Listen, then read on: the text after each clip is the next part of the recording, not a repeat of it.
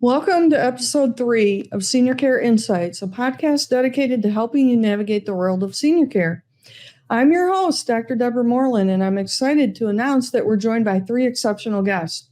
First, we have Barry Cargill, the president and CEO of the Michigan Home Care and Hospice Association, with 4 decades of experience in advocating for essential in-home care services. Then we'll dive into a conversation with Quinn Mahoney, a dedicated development manager for the Alzheimer's Association. He's passionate about increasing Alzheimer's education in Lansing. And finally, we'll hear from Amy Wilczek, a community leader with a heart for seniors and a wealth of experience in charitable organizations. Stay tuned for an enlightening discussion with our outstanding guests today.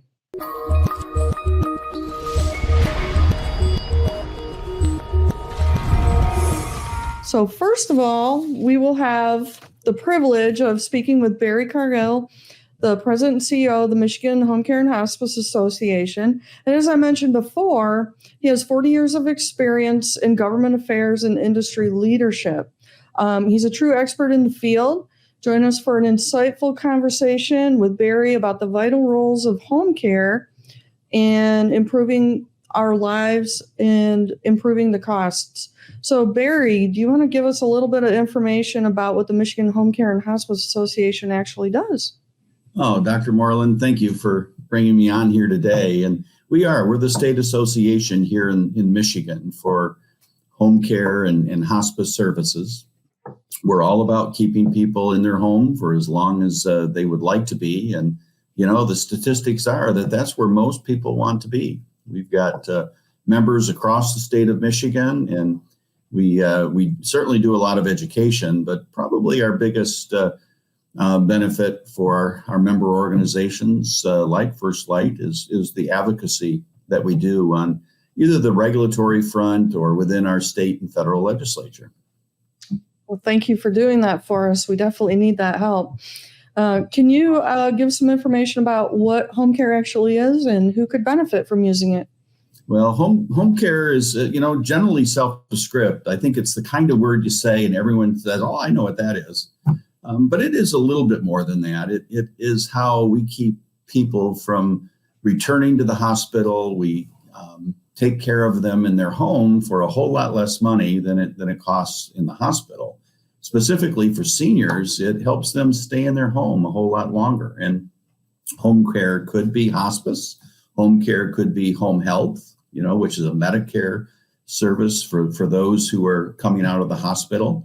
Probably the biggest use of home care and the most common is what we might refer to as in-home care or private duty care. And that is simply, it could be medical, but it may also be, personal care services, just the services that help someone stay in their home for as long as they want to be. And, you think about it, it's for most of us, living in our home seems like such a simple thing. But as we age, or for those that have disabilities or perhaps injuries, it becomes a much more difficult task. And the alternative, if you're not able to stay in your own home, is that you may end up going to a facility. And, I think everyone's first choice is to be able to stay in their home for as long as they want to be. And that's our goal is to keep people there in their homes.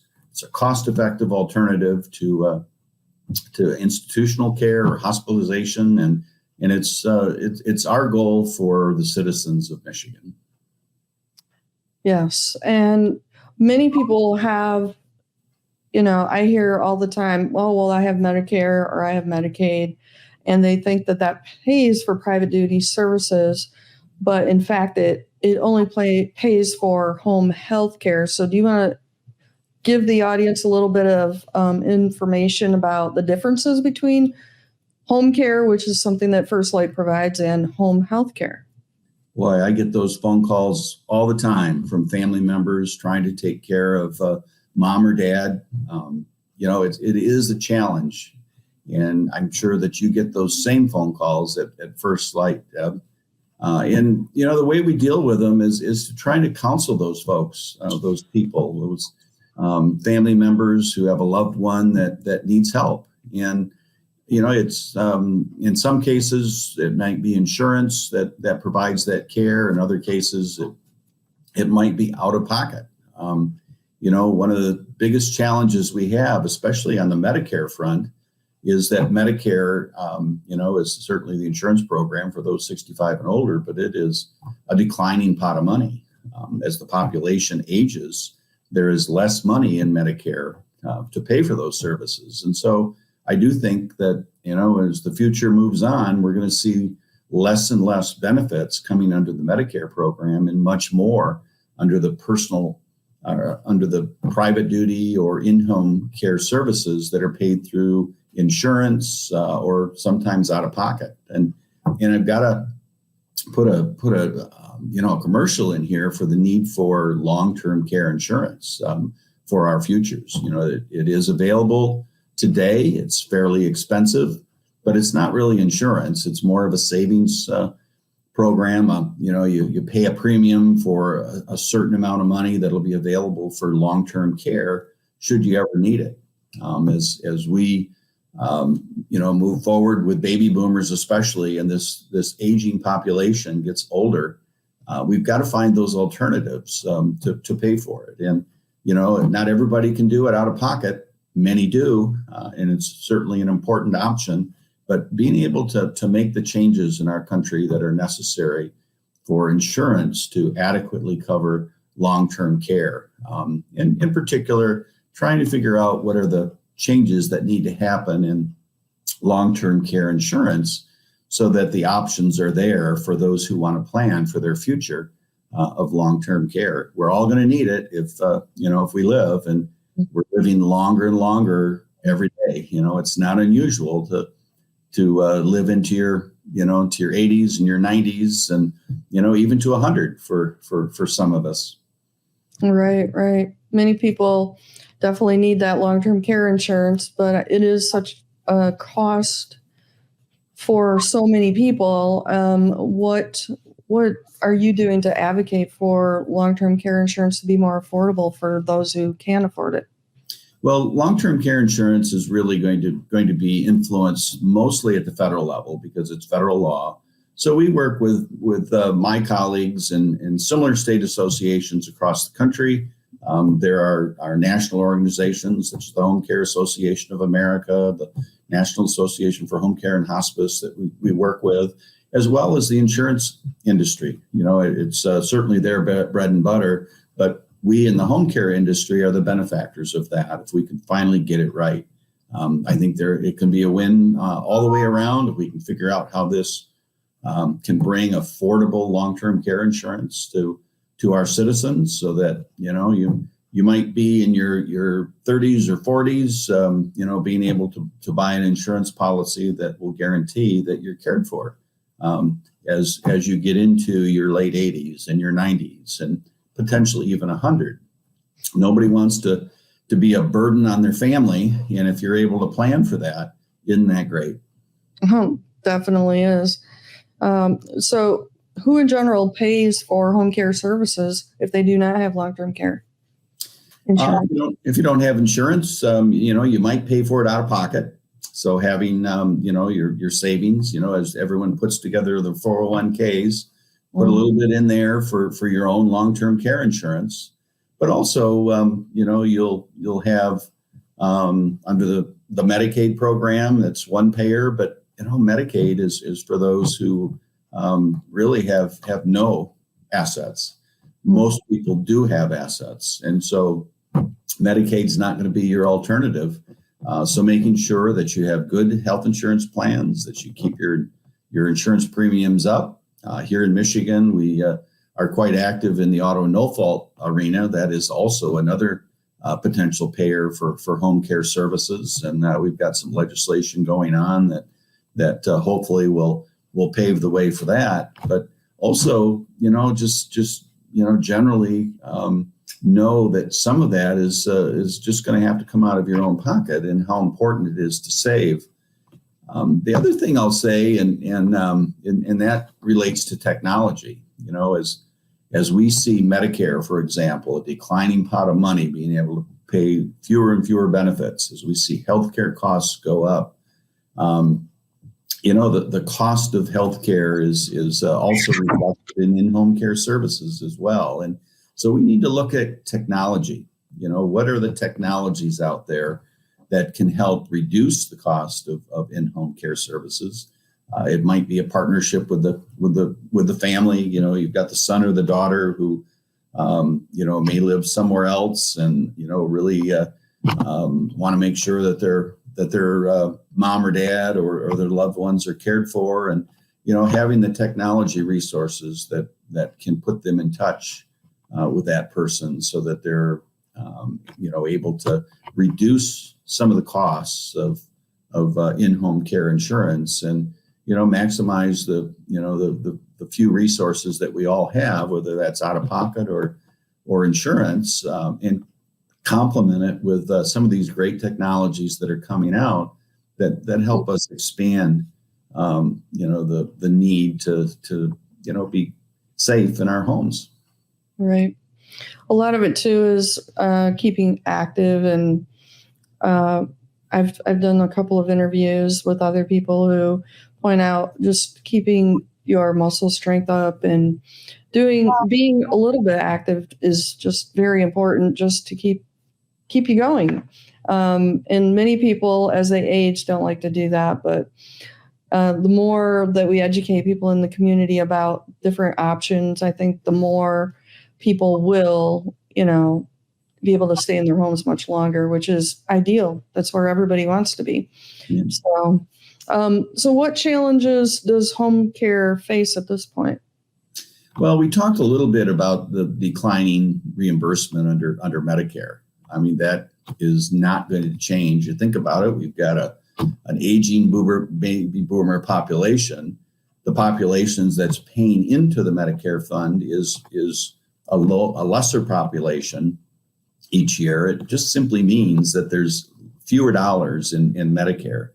We're going to see fewer benefits coming out of government insurance programs. And so for the rest of us, we need to figure out how do we put that together? How do we pay for it? And, we talked a little bit about long-term care insurance. That certainly is one thing. Take a look at your, what your savings are, and perhaps put some of that either into a savings program for your own long-term care or into a premium for long-term care insurance.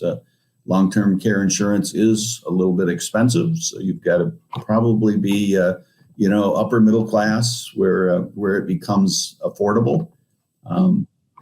Perhaps even the middle class, but that's where we got to do some work. We've got to bring it down so that long-term care insurance is indeed available to the middle class, and make it so that we're able to put the investment together so that we can ensure our future, that we're not a burden on our families, that we're able to put a little bit of money away as we're young, so that as we get older, we're able to plan for that retirement in our home. Right. I do think if more people were doing that, the cost would eventually go down a bit too as well. But back to when you were talking about technology, can you give some specific examples of how that's being used in the home? Being able to monitor someone, whether that be just simply as simple as a camera in the home. I mean, that's the simplest form. Something in there that maybe a family member is able to talk with their loved one on their cell phone, and to have video to go with that. But then it also gets down to monitoring vitals. What's an individual's heart rate? What's their sugar level? As technology improves, we're able to do that remotely. Someone, a nurse, for example, maybe someone's just coming out of the hospital, and being able to monitor those vitals remotely, as opposed to somebody having to get into the car and making that visit. So technology is coming a long way, and we're learning a whole lot more about AI. In some cases it's scary, but in other cases it's going to create terrific opportunities, many of which we can't even fathom yet. Right. Certainly is one, and one, doctor, that I would suggest you put on your show on a later program. There's a lot going around that and it's going to do a lot of good things for in-home care services, and we just have to have our eyes wide open and know what the risks and opportunities are. Right. I'm actually looking forward to seeing what it does in the near future. It's come so far just in less than a year. And I do believe that eventually it might cure cancer, Alzheimer's, all of this stuff that is really a burden to many people as we age. So I'm looking forward to seeing what continues to happen with the AI in this world.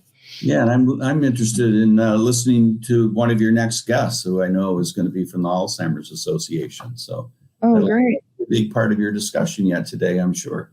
Yes, it is. All right. Well, thank you so much for joining us today. I appreciate your time. Thank you for sharing all of your expertise with us and for advocating for home care and everything else that you do for the community. Well, always a pleasure working with you, Doctor. Have a great day. You too.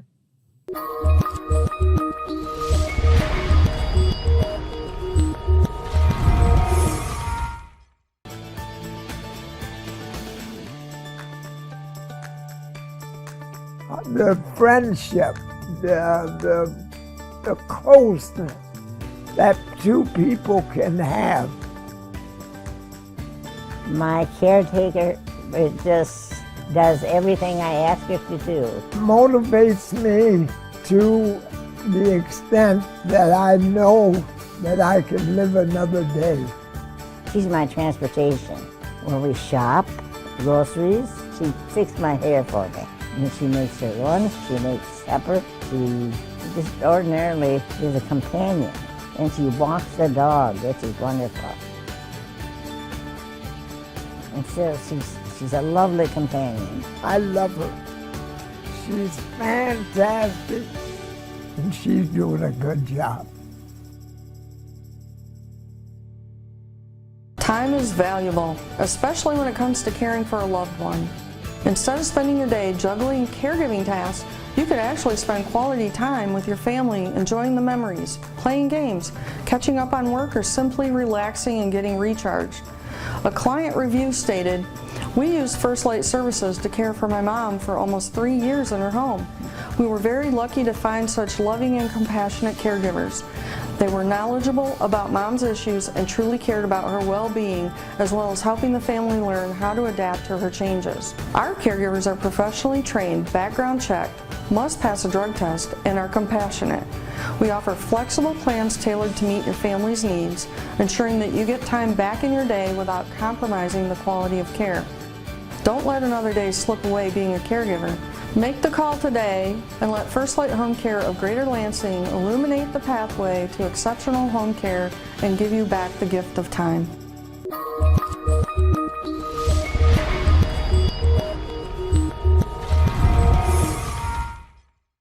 Welcome back to episode 3 of Senior Care Insights.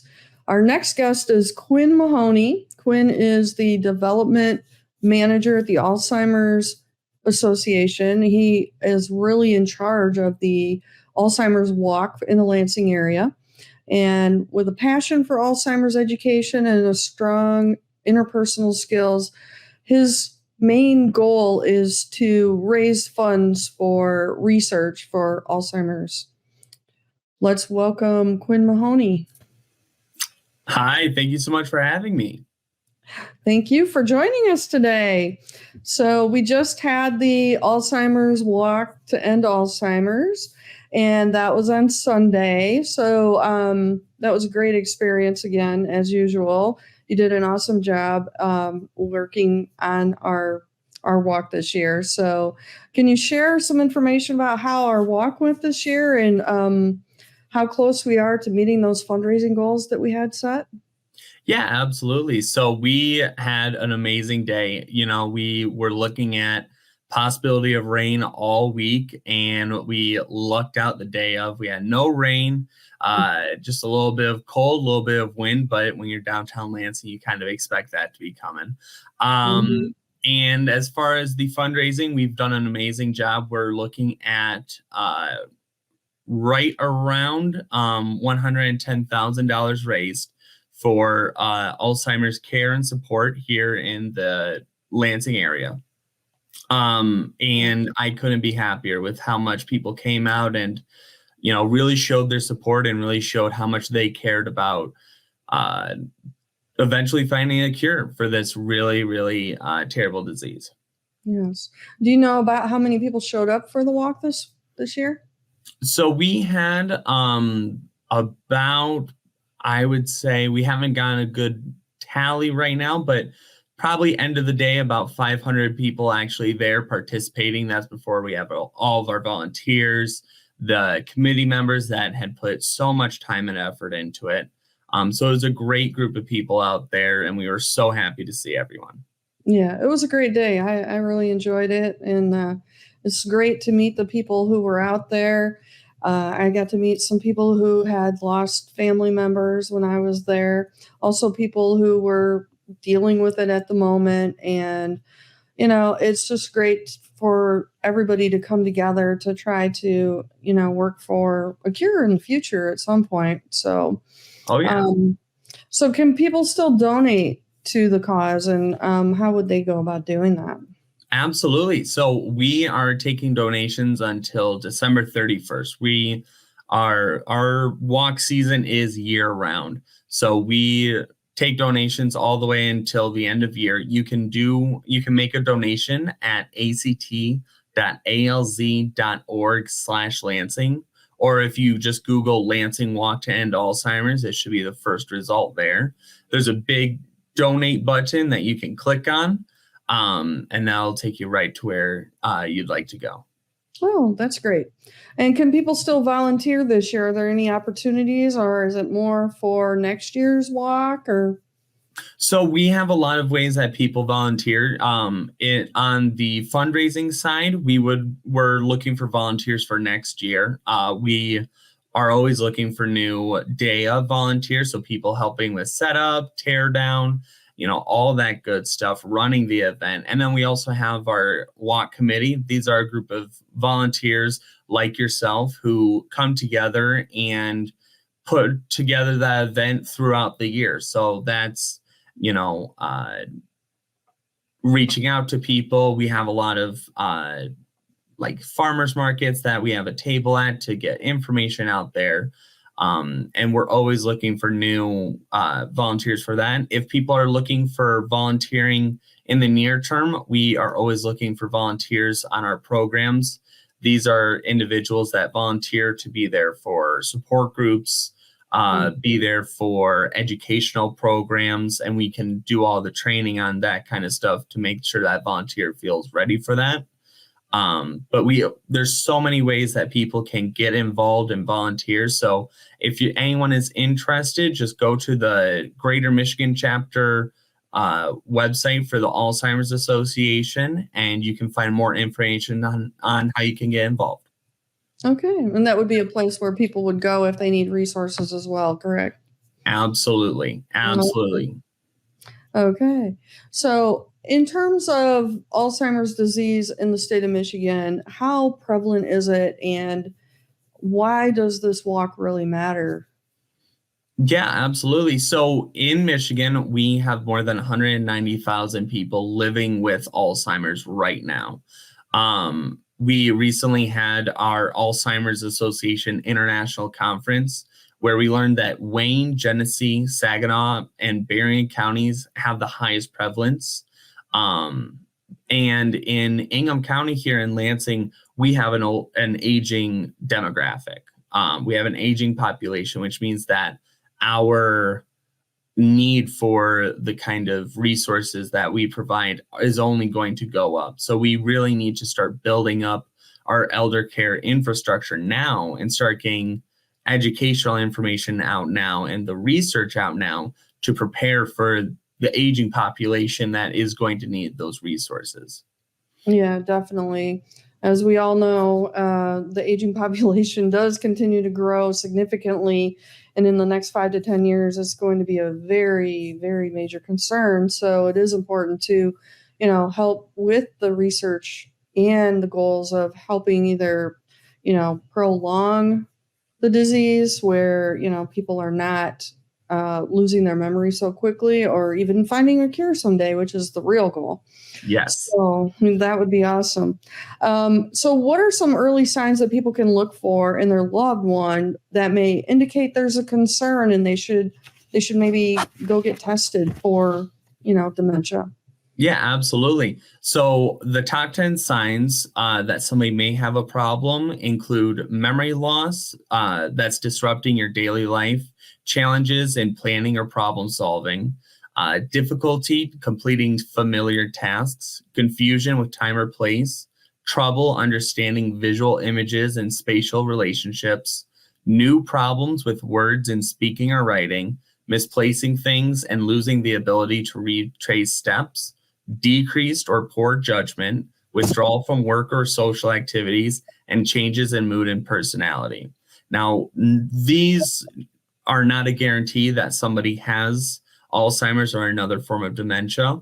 There's obviously a large amount of reasons why somebody may be running into these problems, but these are a good indicator that somebody should go and speak with their doctor.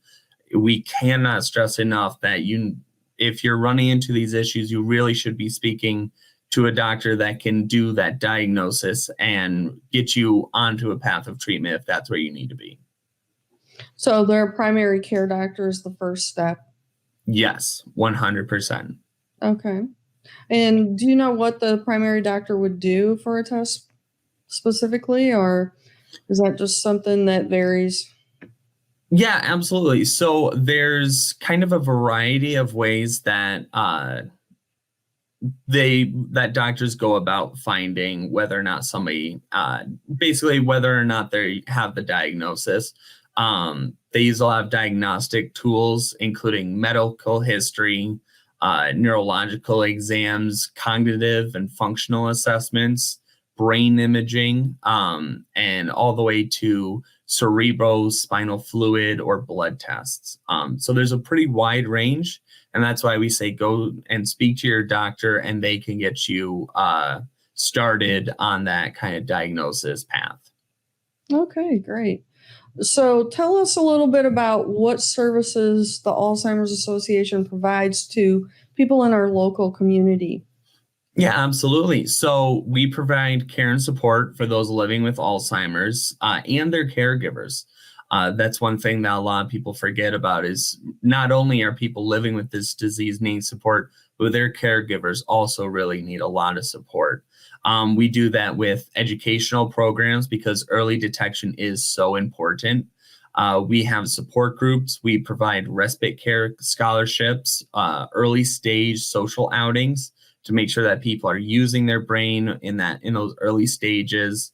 In addition, we do work with legislatures to try to increase the amount of support legislatively that people living with Alzheimer's are getting. And of course, we're funding research to one day realize our vision of living in an Alzheimer's-free world. Right. Right. I've been asked by a couple of people where the support groups are and how they can find those because they have a family member that was recently diagnosed with Alzheimer's. They're in the beginning stages, but the family's really, really struggling in terms of, coming to terms with this, and they don't really understand what's going on with their family member. And, it's just very frustrating for them at this point. Yeah. So after that initial diagnosis, there's definitely a moment that a lot of people run into where they don't know what those next steps are. How do you proceed from a diagnosis?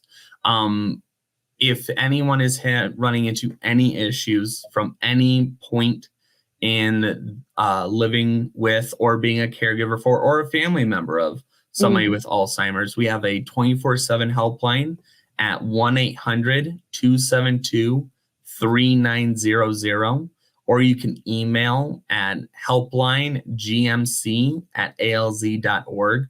We have people there that can get you in touch with local resources, can get you in touch with local support groups, as well as we do care counseling for people so that we can make sure that people are getting taken care of after that, before, but after the diagnosis as well, to make sure that people are getting that care that they need.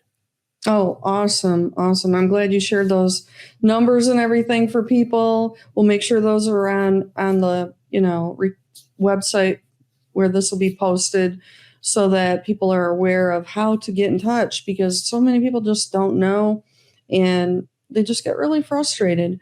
Oh, yeah. And I can understand. So how does one go about reaching out to you if they have questions? And are you a resource where they could talk to you about things that they need to in terms of dementia care or anything like that? Absolutely. So anyone can always reach me at QT Mahoney, Mahoney, @alz.org, or shoot me a call at 517-376-4275.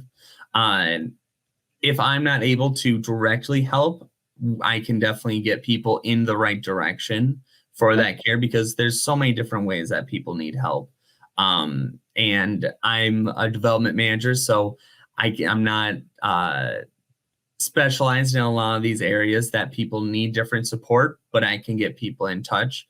You can also always feel free to reach out. Like I said, that helpline, 1-800-272-3900, and they can get people in touch with those local resources as well. So I am always happy to take a call, 100%. The helpline can definitely be one further step that people can take. Okay. And what kind of educational programs do you provide at this point? Absolutely. So a lot of what we do with our programs is educating people on those early top 10 signs that we had discussed earlier. Another large thing that we are stressing right now is healthy body for healthy mind. So these are people living with the disease, or maybe are just getting to the age where it's more common, and stressing that living in a way that you're taking care of your body through physical activity, through eating nutritiously. Doing those things can lead to a healthier brain and allow somebody to have an easier time mentally in that stage of life. Okay, great. Well, thank you so much. So thanks again to Quinn Mahoney from the Alzheimer's Association. We appreciate all the additional help that the Alzheimer's Association provides to our local members in our community, as well as, helping raise awareness and helping raise funds so that we may someday see the first person who ends up with Alzheimer's and it's actually cured. That would be the most incredible thing ever, I am sure. So stay tuned. We will be coming back shortly with Amy Wilczek from Senior Oasis Advisors. Thank you so much for having me. You're welcome.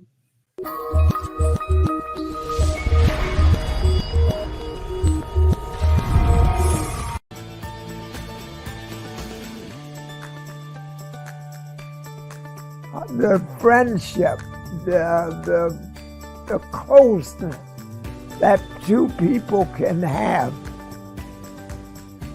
My caretaker just does everything I ask her to do. Motivates me to the extent that I know that I can live another day. She's my transportation. When we shop, groceries, she fixes my hair for me. And she makes her lunch, she makes supper, she just ordinarily is a companion. And she walks the dog, which is wonderful. And so she's a lovely companion. I love her.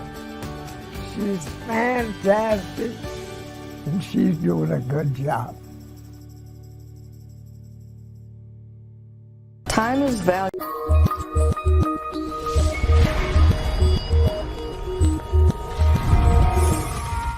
Welcome back to Senior Care Insights. This is our third interview on our third episode, and we have Amy Wilczek, and she is going to discuss some more information about dementia care.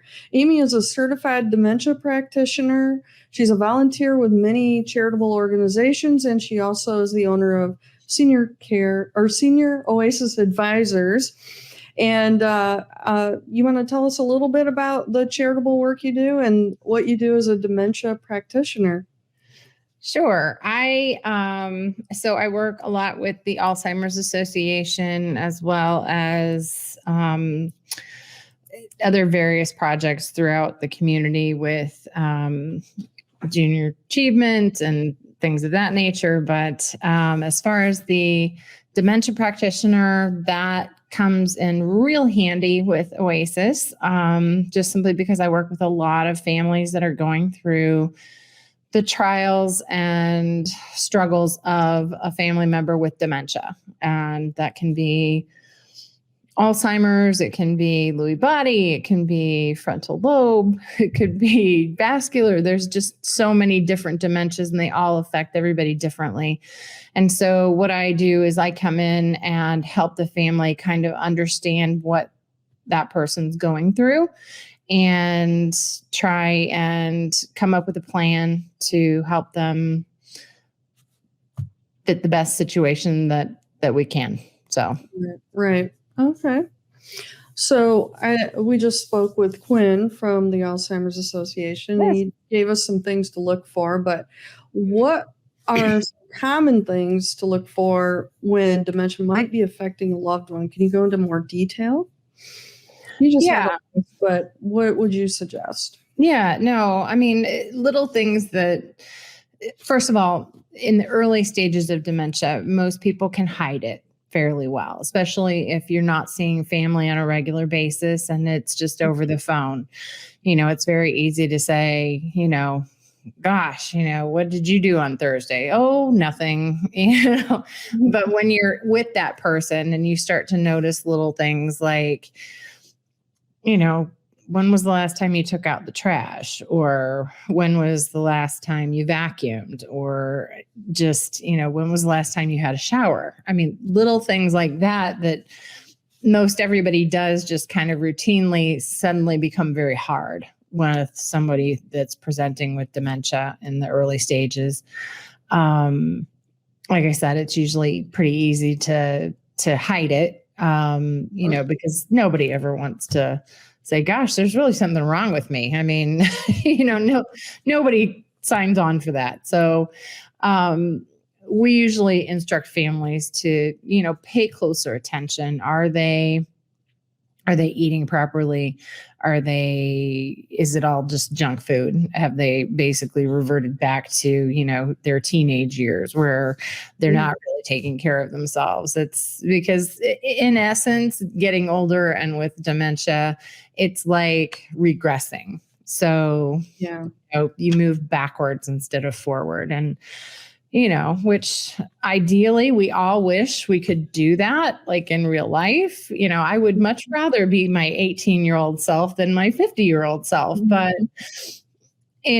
at the same time, your body's failing you and your mind is regressing backwards. And so that's when it becomes more important to have more eyes on you and to be able to have a support system there to help get you through it. Okay. So when would it be time to look for some care options for someone with dementia? If they're getting lost, and I'm not talking about, why did I just walk into the kitchen just now? I'm talking like, they don't remember their address. They don't remember where they're at in the neighborhood, or they don't remember, you walk into the kitchen and they think it's their mom's kitchen and not their kitchen from, 2 days ago. So it's difficult to actually give a hard fast, but once somebody is no longer safe in their environment, that's usually the key, that you got to start looking at some other options as far as interventions, whether it be having home care come in, somebody to watch them to make sure that, you know, they're not leaving the stove on and that kind of thing. They're taking care of their meals. Or if, you know, it becomes to the point where they really need that solid 24/7 care and maybe can't afford that home care part, then we would have to move them into an assisted living or a memory care type situation. So there's good and bad with both. And it's just a matter of what's going to be right for that particular person. And as a certified dementia practitioner, we try and narrow those things down. So kind of helps people weigh the pros and cons of each and make the right decision. Mm-hmm.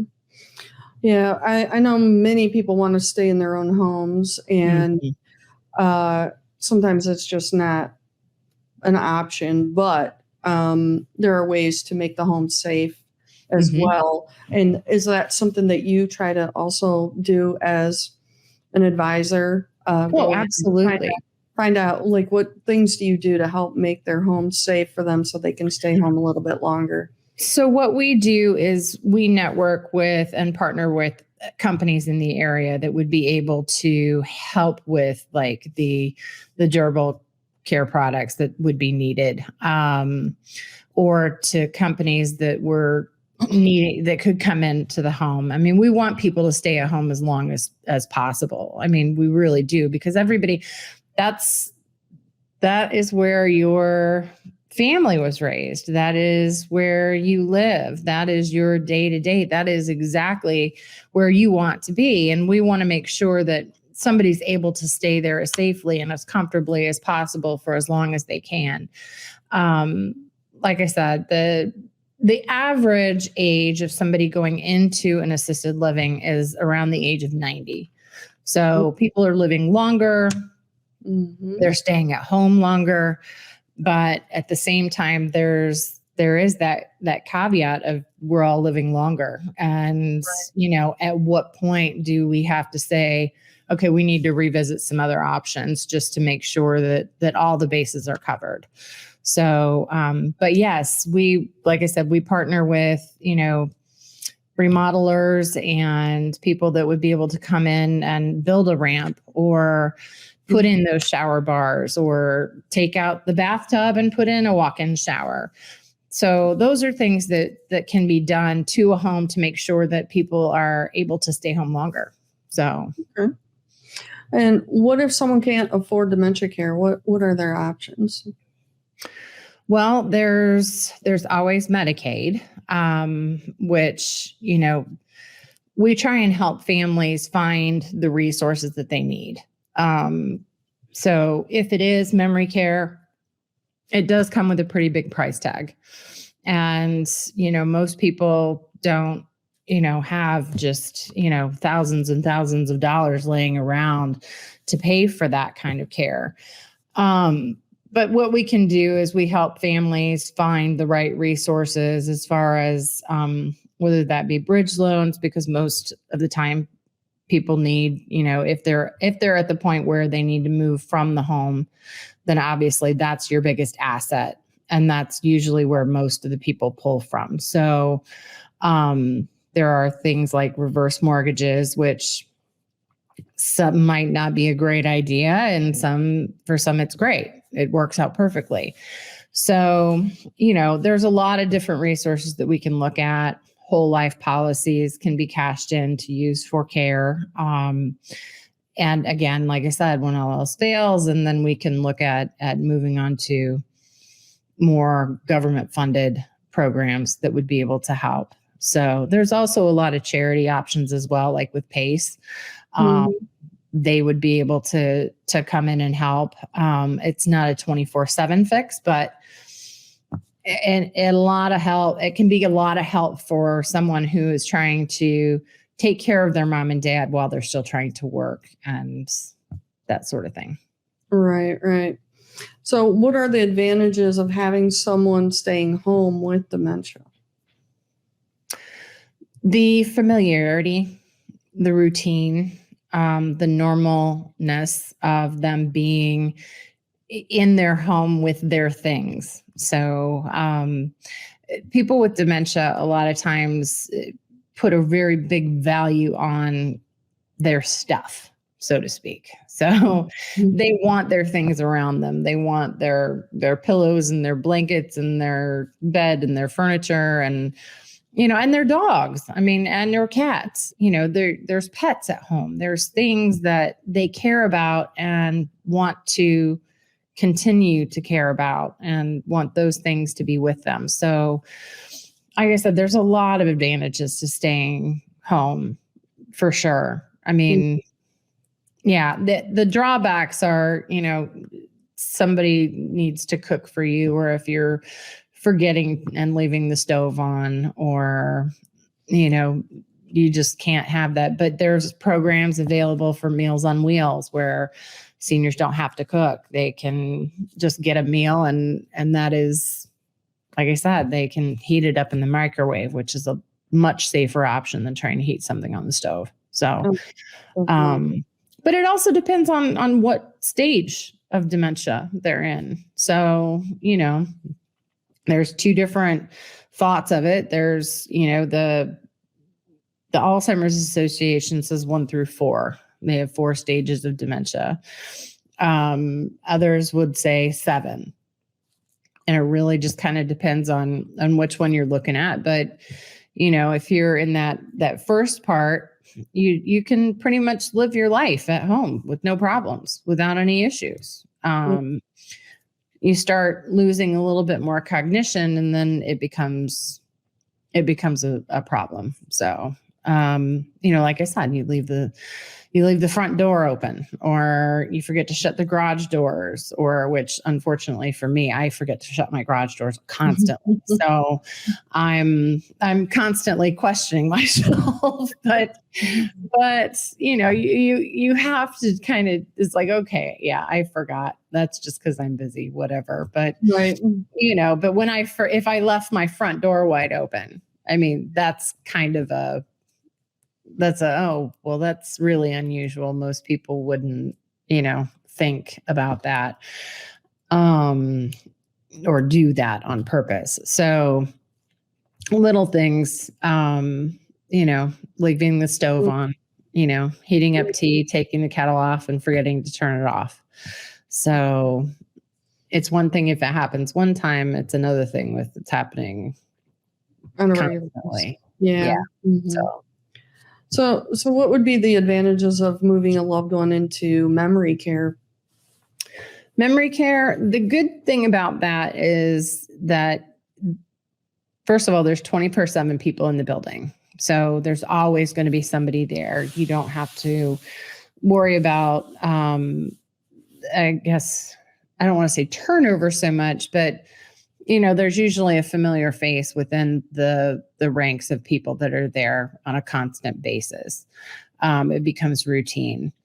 The other thing is the socialization, because people need people. It's just, even if they're not talking to those people, just being in the room with other people is important. So you get a little bit more of a peer dynamic versus a caregiver and just being at home in your house. Because ultimately those caregivers, that's the boss. That's the one that says, okay, we need to do this, we need to do that. There is a companionship level that comes with that too, but it's not the same as having somebody sit next to you that's also 90 years old and wants to talk about their grandkids or their great grandkids. And it's just a little different dynamic. So that's a plus side of that. Like I said, a secured facility, making sure that, there's no wandering. And if there is, it's within a controlled environment. They don't have to worry about somebody just walking outside and, not coming back. And it's, they have eyes on somebody. So, but usually that's in later stages of dementia and Alzheimer's and all that. So finally, what would be the benefits of working with a senior advisor as you are? As I am. So what we do is we help families. We can help families with the discussion about what's going to be the next fit, the next thing that we're going to do. Are we going to stay home? Are we going to try with home care? Are we going to, have the renovations done at home? We help the family and the seniors walk through each of those phases, like each of that plan. So a lot of times I will get phone calls from families that are saying, my mom's in rehab and they're giving her 48 hours to discharge. And we have nowhere, we don't know what to do because we can't bring her home. There's stairs. We're not sure how we're even going to get her into the house. So that's when we come in and say, okay, everybody take a breath and slow down and let's figure out what our options are and where we can go from here. So a large portion of what I do is spent just listening to the families talk about, how this is overwhelming and they don't know where to start. And so we find the starting point for them and then walk them through the entire process. So with us, like I said, we work with home care companies. We work with assisted livings. We never, ever, ever recommend someplace that we've never been to. We have agreements with all kinds of different partners, and we can hook people up with elder law attorneys, senior movers, junk removal services. It just everything, durable equipment people. So, it's like, okay, you have a need. We have somebody that can fill that. And we kind of pride ourselves on being able to kind of be a one-stop shop, because what it ends up doing is it keeps families from having to go through the list of the proverbial yellow pages. And is this a good one? Is this a good one? Is this a good one? And then, we've already been there. We've already done the homework. And then we just kind of say, okay, here's your options. Let's look at these. If none of these work, then we go back to the drawing board and we start over and find other options for them. But we want to take it into bite-sized chunks so that it's easier to digest all that information, because it becomes a lot. Right. And after a while, they all run together. So, yeah. Yeah. So it's good. It's good to have somebody to provide those kinds of, resources. So they don't have to spend that time doing it because they really don't have that amount of time. So, but yeah, right. I really appreciate you coming on the show. I'm sure people have learned a lot from our show today, especially about dementia care, because we've talked about that quite a bit. And this is the ending of episode 3 of Senior Care Insights, and we will be back. Time is valuable, especially when it comes to caring for a loved one. Instead of spending your day juggling caregiving tasks, you could actually spend quality time with your family, enjoying the memories, playing games, catching up on work, or simply relaxing and getting recharged. A client review stated, "We used First Light Services to care for my mom for almost 3 years in her home. We were very lucky to find such loving and compassionate caregivers. They were knowledgeable about mom's issues and truly cared about her well-being, as well as helping the family learn how to adapt to her changes. Our caregivers are professionally trained, background checked, must pass a drug test, and are compassionate. We offer flexible plans tailored to meet your family's needs, ensuring that you get time back in your day without compromising the quality of care. Don't let another day slip away being a caregiver. Make the call today and let First Light Home Care of Greater Lansing illuminate the pathway to exceptional home care and give you back the gift of time." Thank you again for joining us on Senior Care Insights. We had a great day with Quinn Mahoney, Barry Cargill, and Amy Wilczek. Join us again next time, and we will have 3 more experts in the senior care industry to share information to help you navigate senior care. This is Deborah Moerland signing off. See you next time.